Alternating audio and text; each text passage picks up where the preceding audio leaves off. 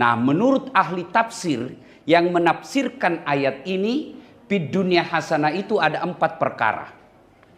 Yang pertama, fid dunya hasanah itu punya pasangan yang baik. Istri yang soleha, suami yang soleh. Betapa bencana kita kalau istri kita tidak taat terhadap suami. Suami kita tukang tipu. Alasan rapat-rapat ternyata pergi merapat. Ya kan? Bencana. Dan betapa bencananya seorang suami kalau istri kita seperti Satpol PP. Baru 1 jam keluar, di mana kau? Di mana kau? Saya di kantor, di mana kau? Video call. Iya kan? Menderita kita. Maka di dunia hasanah itu punya pasangan yang baik. Alangkah bahagianya kita seorang suami pergi cari nafkah, ditelepon istrinya, "Bang, sudah hampir asar. Kamu sudah sholat duhur enggak?" Bahagiakan kita. Di WhatsApp kita sama istri, "Bang, jangan makan di luar. Hari ini saya masak spesial buat abang." Yang kenal saya. Begitu saya bayar di kasir, ada ibu, "Ih, Ustadz, beli Softex." Saya bilang, "Enggak apa-apa, daripada saya yang hamil." Ini biasanya kita laki-laki menganggap wibawa ketika wibawa kita runtuh, wibawa kita hancur kalau kita dengar istri. Tidak selamanya begitu. Coba Bapak Tajrian. Punya istri, alhamdulillah, 3 anak. Alhamdulillah. Bapak mau enggak hamil? Mana bisa kita hamil laki-laki? Mau coba penderitaannya hamil? Ambil itu kelapa 1 biji, bawa kemana-mana. Coba kok. 2 hari aja kita kewalahan. Dan itu istri bukan 2 hari, 9 bulan. Masih ingat waktu ibu-ibu hamil? Ada ndak enaknya? Selama ibu hamil pernah ndak tidur tengkurap? 9 bulan bayangkan, 9 bulan tidak tengkurap. Kita laki-laki 1 bulan aja ndak tengkurap, pusing. Itulah hebatnya perempuan. Maka Rasulullah SAW pernah ditanya, "Ya Rasulullah, setelah Allah dan Rasulnya, siapa yang saya taati?" Kata Nabi, "Ibumu." "Setelah itu siapa ya Rasul?" "Ibumu." "Setelah itu siapa?" "Ibumu." "Setelah itu bapakmu." Ibu, bapak. Berarti 3 ibu, 1 bapak. Salah paham lagi bapak-bapak ini. Salah paham lagi. Artinya Nabi menyebut 3 kali ibu, 1 kali bapak. Kenapa Nabi menyebutnya 3 kali? Karena ada penderitaan ibu 3 jenis dan tidak pernah dipikul laki-laki. Seperkasa dan sekaya apapun dia. Apa itu? Hamil. 2, melahirkan.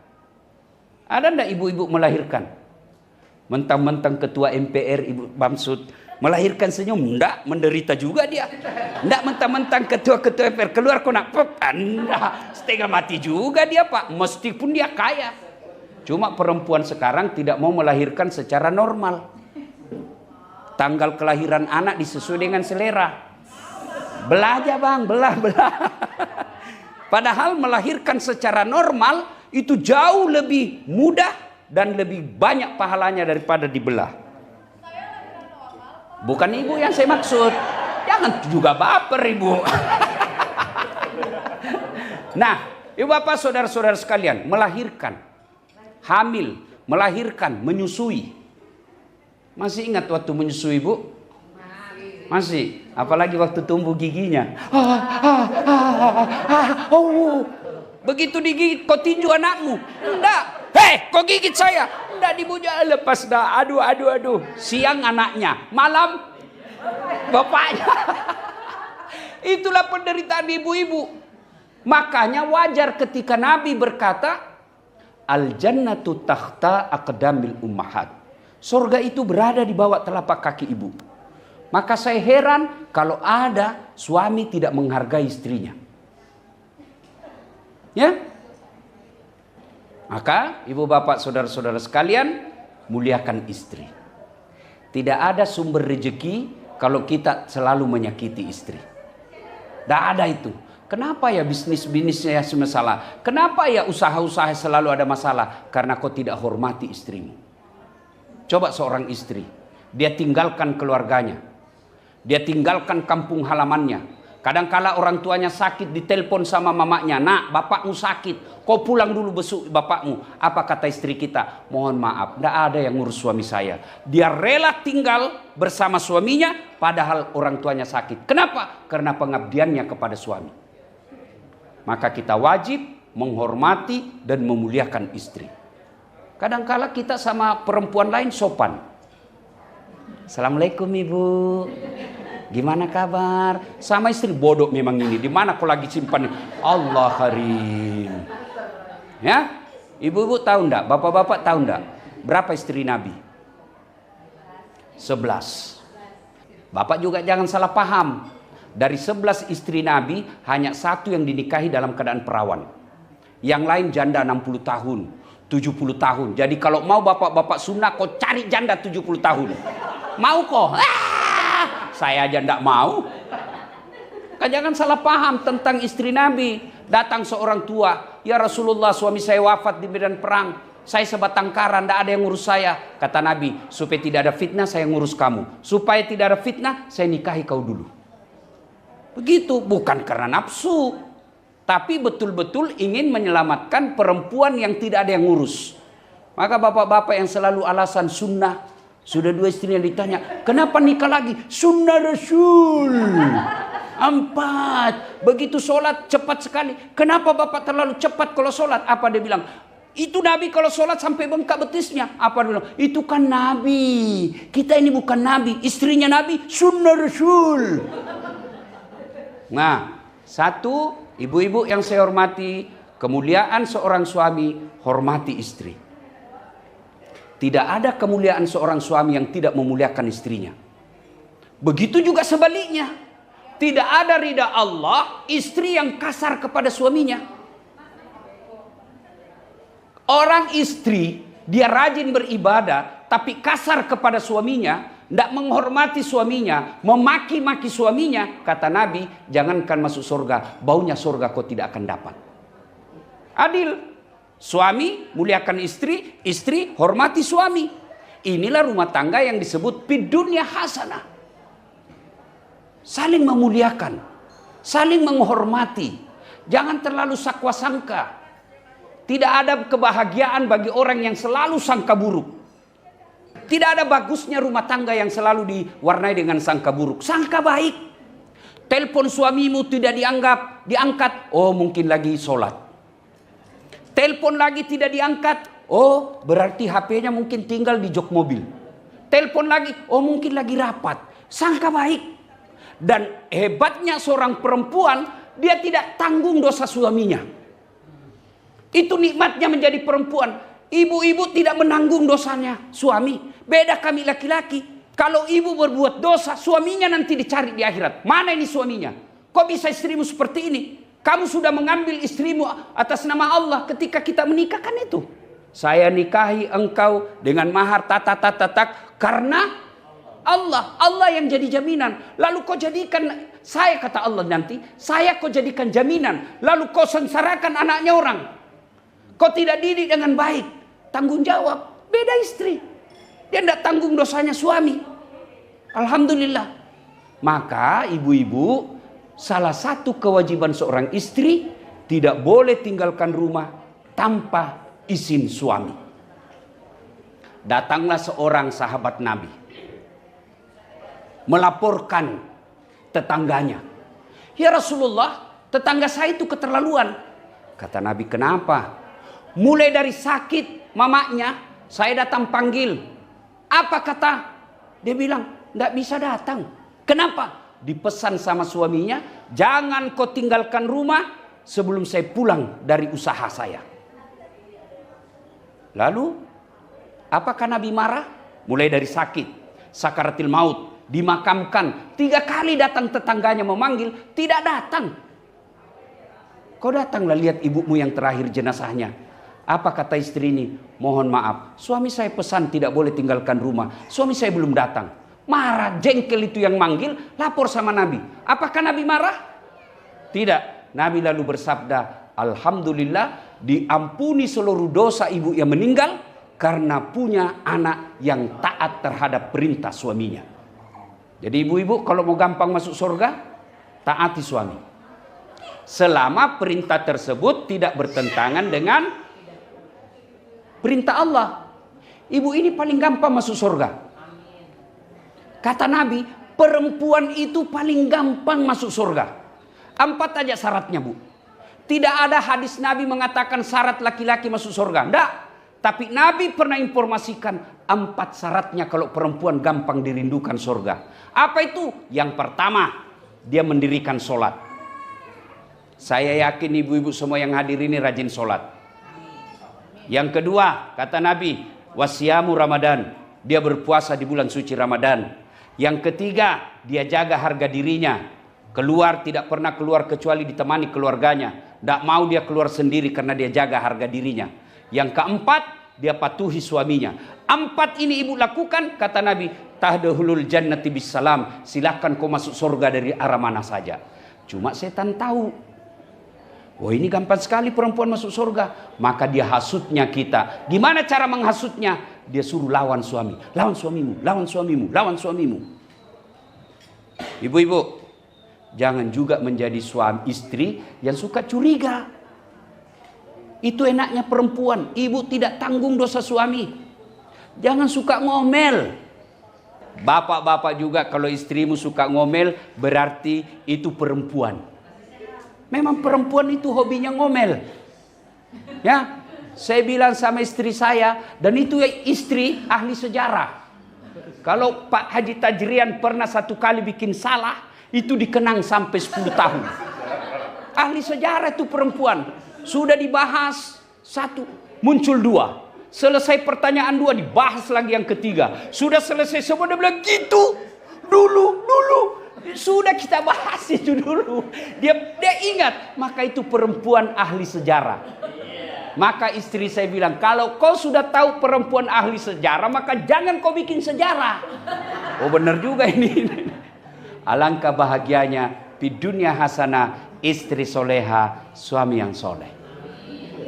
Yang paling sial kita, sudah rumah ngontrak-ngontrak, gaji suami seadanya, istri jelek, suami bau mulutnya, bertengkar melulu. Di mana kau dapat surga dunia? Ada juga suami istri bertengkar, hamil lagi. Maka di dunia hasanah, punya suami yang soleh, punya istri yang soleha.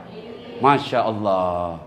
Begitu saya, Bu, kalau ngomel istriku, ku peluk dia. Baru ku menyanyi, bila kamu di sisiku, hati rasa syahdu. Ngomel lagi, ku peluk dari belakang. Baru saya menyanyi, insaflah wahai. Itu dan tenang. Ibu-ibu hafal ini lagu, Bu. Kalau marah suamimu, kau peluk, baru kau bilang, insaflah. Cuma ibu-ibu sekarang lagu-lagu seperti ini sudah ditinggal.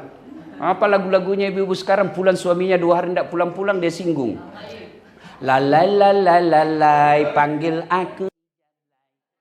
Abang jarang pulang, aku jarang dibelai. Jangan ya. Maka kebahagiaan di dunia, suami yang soleh, istri yang soleha. Ya. Yang kedua, yang disebut kebahagiaan di dunia, punya anak yang baik. Ibu-ibu, nih ibu-ibu, kalau ibu meninggal siapa doakan kamu? Suami. Kawin lagi, Bu. Bener. Pak Haji, istriku dengar ini ceramah, kan istriku suka juga itu dia di YouTube ceramah saya. Dia bilang, jadi kalau saya duluan meninggal, Ustadz mau kawin lagi. Saya bilang, sini kau sayang, kau dengar baik-baik, kau duduk di sini. Jangankan kau meninggal, kau masih hidup saja, saya selalu berpikir kawin lagi. Apalagi kalau kau sudah mati. Wah, tapi situ demi Allah, istri saya itu, Bu, jam 4 subuh pasti sudah bangun ngaji. Pasti sudah bangun, tiap hari begitu. Itu yang membuat kadangkala kita berpikir kalau mau kawin lagi. Wah, istri saya belum tentu saya dapat perempuan yang lebih mulia dari ini. Jadi kalau mau jaga suamimu, bukan periksa HP-nya. Kau periksa HP-nya, masih ada yang 2 di mobil. Kenapa kau tahu? Saya begitu. Bagaimana menjaga supaya suamimu tidak berkhianat? Hadir kau di hatinya. Hadir kamu di hatinya. Tidak mungkin kau bisa hadir di hatinya kalau kau kasar ngomong. Kalau kau datang suamimu lembut bicaranya, kau hargai mertuamu, kau muliakan ipar-iparmu, tidak mungkin itu istrimu mengkhianatimu. Kenapa? Kamu bidadari dunia akhiratnya. Tapi kalau kasar, ditelepon tidak pernah ada di rumah, di mana kau? Kau banyak sekali tanya-tanyamu. Lagi jogging. Telepon lagi siang, di mana? Lagi di mall. Telepon lagi sogi, lagi yoga. Malam di salon. Kapan ada di rumah? Ya ketawa, saya serius ini. Masya Allah. Punya pasangan yang baik. Yang kedua, punya anak yang soleh dan soleha. Percayalah Bapak Ibu. Ini. Calon jenazah semua kita, Pak. Ini muka kita yang lembut. Hah? Bleaching. Apakah namanya itu? Hah? Ya? Glowing. Gigi dikawat. Hah? Ibu-ibu sekarang biar potong kuku ke salon. Apa itu potong kuku? Saya bilang, apalagi saya lewat kan ada gambar kuku. Saya bilang sama apa itu, Dek? Itu orang yang mau potong kuku, Ustaz. Dibayar itu sampai 250.000 hanya untuk potong kuku. Apa itu saya potong kuku di mobil saja begini. Selesai.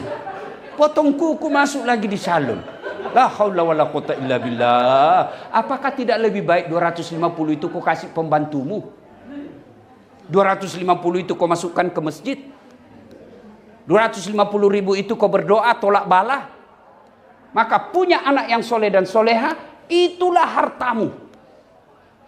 Biarkan suamimu nakal, dia yang tanggung dosanya. Tapi kalau anakmu soleh dan soleha, dialah investasimu dunia akhirat. Percayalah, kalau ibu-ibu meninggal, anak yang doakan kita. Bapak-bapak, coba lihat kalau kita meninggal. Ada kawan kita di grup WhatsApp. Ada yang meninggal, dia doakan. Tidak, copy paste. Begitu malasnya dia doakan kita. Paling ditulis, RIP. Selesai. Dia mau doakan, tidak. Dia blok kita punya nomor. Kenapa? Takut tiba-tiba ada masuk WhatsApp nomor kita yang masuk, Pak. Maka percayalah, yang doakan kita anak. Tapi coba lihat anak-anak kita sekarang, Pak. Lebih santun dan hormat kepada cowoknya daripada bapaknya. Pulang periksa HP-nya anakmu. Siapa nama wallpapernya di situ? Siapa foto? Saya lagi nguji di kampus. Adik-adik sekalian, supaya kau tidak kerjasama nyontek, HP-mu simpan di sudut kanan meja. Saya jalan sambil periksa. Wih, ada cewek, foto cowoknya cakep betul. Saya lihat, enggak imbang. Cakep betul cowoknya, jelek ceweknya. Duh, saya tanya, Dek, siapa ini? Lee Min Ho. Siapa ini? Artis Korea rupanya. Saya bilang, dia kenal kau, Dek? Enggak. Pernah kau di WhatsApp? Enggak. Pernah kau dikirimi pulsa? Enggak. Pernah di miss call? Enggak. Ngapain kau simpan fotonya di situ? Ganti tuh. Beleng-beleng ini. Fotonya bapakmu kau simpan di situ. Apa dia bilang? Tunggu dulu Ustaz, saya cari dulu fotonya bapakku. Sudah terhapus Ustaz. Maukah kita punya anak seperti itu? Enggak kan? Kita berharap anak kita keluar seorang ibu, dia telepon, "Mak, jilbabmu jangan terlalu sempit, tidak enak. Mak, sudah mau masuk maghrib, sebaiknya mak pulang." Itulah ibu yang kaya. Maka di dunia hasanah punya anak yang baik. Dan memulai anak yang soleh dan soleha, bagi kita umat Islam, ini adalah amalan. Kita tasyakuran, kita tasmiahan. Kenapa kita bersyukur? Tidak semua orang dikasih anak. Ada orang sudah punya rumah mewah, mobil megah, Allah tidak kasih anak. Alhamdulillah Allah kasih anak. Anak ini amanah, didik dengan baik. Bagaimana cara mendidik anak? Satu, lahir kasih nama yang baik. Nama yang baik bukan nama selebriti. Mau kau punya anakmu seperti mental selebriti? Kalau Ramadan dia berjilbab, Ramadan dia tobat nangis-nangis. 1 bulan kemudian, mau lagi telanjang depan TV. Mau punya anak munafik seperti itu? Anak yang baik nama-namanya nama-nama Islami. Nah, saya kasih kau nama Humairah. Apa itu Humairah? Ini gelarnya Aisyah dari Rasulullah Muhammad SAW. Saya mau kau seperti Aisyah. 1, nama yang baik. 2, berikan makanan halal. Maka istri yang baik, datang suamimu bawa nafkah, bawa amplop, pertama kau ucapkan Alhamdulillahirabbil alamin. Yang kedua tanya, dari mana ini? Biasanya cuma 7 juta, kok menjadi 8 juta? Dari mana sejutanya? Itu istri yang baik. Dia tanya kehalalannya. Kalau haram, jangan, saya tidak mau terima yang haram. Bisa Ibu? Bisa? 1 juta bisa. 50 juta? Bengkok mukamu sebentar aja. Yang ketiga, didik. Cara mendidik anak, satu di antaranya, kasih teladan. Kasih keteladanan. Kalau ibu mau punya anak yang santun ngomong, jangan bicara kasar depan anakmu. Kalau ibu mau punya akhlak yang baik, tunjukkan akhlak yang baik. Supaya dia bisa teladan. Dan yang paling penting dalam mendidik anak, sholatnya. Bangunkan dia, bangunkan. Sudah bangunkan kalau pagi, nah kau sholat subuh dulu. Biarkan dia terlambat sekolah, yang penting dia tidak tinggalkan sholatnya. Nah ibu bapak saudara-saudara sekalian, di dunia hasanah punya anak yang soleh dan soleha. Ya, ada orang biasa bilang, hebat betul anaknya itu Ustaz. Kenapa hebat? Masih kelas 1 SD sudah pintar bahasa Inggris. Apa hebatnya pintar bahasa Inggris? Banyak yang begitu. Masa banyak Ustaz? Ibu ke Eropa, anak-anak semua di sana bahasa Inggris Bu.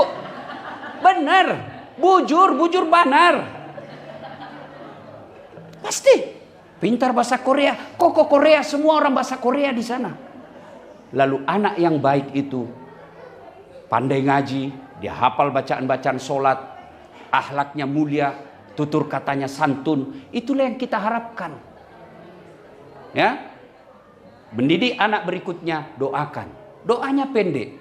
Allahumma rabbi habli minas solihin. Tolong ibu-ibu ini catat, itu lantunkan setiap saat untuk anak. Seperti anak kecil ini, kita usap kepalanya, Allahumma rabbi habli minas solihin. Kita suap, Allahumma rabbi habli minas solihin. Dia mau tidur, kita nyanyi, Allahumma rabbi habli minas solihin. Tidak usah ceritakan dongeng, namanya dongeng, fiktif. Doakan. Besok-besok ditanya, apa sih mak? Itu Allahumma rabbi habli minas solihin. Saya doakan kamu nak menjadi anak yang soleh dan soleha. Ada kemenakan saya, sudah mau masuk maghrib, masih main bola. Saya panggil, sudah Mina, ayo ke masjid jamaah. Sedikit lagi om, saya tungguilah dia. Begitu azan maghrib, masih main bola. Terpaksa Ustaz Dasat masuk lapangan. Saya bisik telinganya, Allahumma rabbi habli minas solihin. Langsung menangis. Heran semua orang lihat saya. Hebatnya Pak Ustadz. Dia cuma bisik kemenakannya menangis. Dia tidak tahu telinganya saya bisik, tanganku dibawa menjepit. Artinya apa? Anak itu kalau salah, kasih hukuman supaya dia tahu salah. Tapi jangan lupa doakan. Kenapa? Hidayah datang dari Allah. Anak-anak juga Bu, kalau dia minta sesuatu jangan langsung dikasih. Belikan saya Pak, belikan saya sendal. Oke. Bersihkan dulu kamar mandi nak ya. Supaya apa? Dari kecil dia tahu bahwa mendapat duit itu tidak gampang. Belikan saya iPad Pak. Oke, saya belikan kau iPad. Tapi bersihkan dulu pekarangan rumah, bersihkan dulu pel semua itu. Supaya apa? Di benaknya bahwa dapat duit tidak gampang. Dan jangan malah melawan suami. Misalnya suami, dia batasi, belanjamu nak 10.000 satu hari. Datang istrinya, apaan 10.000? Setengah mati kau cari duit cuma 10.000. Kasih 50.000. Itu sudah kontradiksi. Nanti besok-besok anak marah, ada ibuku yang membela. Jangan bertengkar di depan anak karena perbedaan prinsip. Kamar. Jangan perlihatkan seolah-olah anak salah, ada ibunya yang membela atau ada bapaknya yang membela. Salah, kasih hukuman. Percayalah Bapak Ibu sekalian. Kekayaan kita dunia akhirat, anak. Rumah semewah ini pasti ditinggal. Mobil sebanyak apapun pasti ditinggal. Lalu siapa yang doakan kita ketika sudah masuk kubur? anak. Ibu, Pak, saya merantau ke Kalimantan cari kerja. Ternyata di Kalimantan tidak nyaman. Ada pilihan? Ada. Saya balik lagi kampung saya. Saya jadi pegawai negeri. Ternyata bupati saya tidak senang sama saya. Akhirnya saya dinonjobkan. Ada pilihan? Ada. Pensiun dini. Selesai. Tapi ibu masuk kubur? Ada pilihan? Ada pilihan? Tidak nyaman di kubur, keluar lagi deh. Ibu keluar pakai apa itu? Pocong. Lari satu kampung. Wih, pocong. Ustaz dasar jadi pocong. Di dunia menderita masih ada pilihan. Tapi masuk di kubur tidak ada pilihan kecuali ibu bapak meninggalkan anak yang soleh dan soleha. Dan salah satu ikhtiar kita umat Islam punya acara akikahan seperti ini, tasmiahan seperti ini, bukan gagah-gagahan, bukan pamer-pamer. Salah satu ikhtiar, mudah-mudahan anak kita menjadi anak yang soleh dan soleha. Alhamdulillah. Hari ini kita tasyakuran. Tasyakuran itu bahasa Indonesianya syukuran. Syukur itu ada dua cara. Pertama, syukur bil lisan dengan mengucapkan alhamdulillahi rabbil alamin. Yang kedua, tidak semua orang diberi rezeki rumah yang indah seperti ini. Tidak semua. Maka salah satu cara bersyukurnya kita undang orang untuk datang di rumah, kita berbagi rezeki. Barangkali anak yatim piatu kita undang, panggil ustadz, datang di rumah ini, kita berdoa sama-sama, kasih makan selayaknya. Itu bagian dari bersyukur kepada Allah Subhanahu wa taala. Yang kedua, cara bersyukurnya yaitu kita evaluasi diri. Cara evaluasi diri, sudah seberapa banyak Allah kasih saya nikmat ini, saya didik anak saya dengan baik. Allah kasih nikmat berupa rumah seperti ini. Pertanyaan, sudahkah rumah ini membuat orang lain ikut senang? Maka Allah, kalau ibu-ibu ini kan orang-orang berada semua ini saya lihat. Kan? Orang kaya itu kan kelihatan dari casingnya. Iya kan? Kelihatan dari casingnya. Parfumnya juga sudah ketahuan, oh ini orang kaya ini ya. Alhamdulillah. Jangan juga kau gosipi orang. Perempuan itu penyakitnya itu kan gosip. Dia tidak ngomong tapi mukanya dong. Baru masuk tamunya orang dilihat. Apa? Apa? Dia tidak ngomong tapi sinis mukanya. Apa sih? Jangan. Bagi yang diberi rezeki, silakan syukuri. Allah kasih berlian, Allah kasih emas, silakan. Tidak apa-apa. Ada orang punya emas, Pak, saya pernah lihat ibu-ibu, emasnya banyak betul. Digosipin sama orang, saya bilang, kenapa? Nah bukan emasmu dipakai. Mestinya kau berdoa, mudah-mudahan Allah juga memberikan rezeki kepada kita. Dan juga yang diberi rezeki, jangan sombong. Dan sombong itu, satu di antara karakternya, menganggap remeh orang lain. Ibu bapak saudara-saudara sekalian, inilah tausiah kita pada kesempatan ini. Mudah-mudahan ada manfaat. Jangan lupa like and share.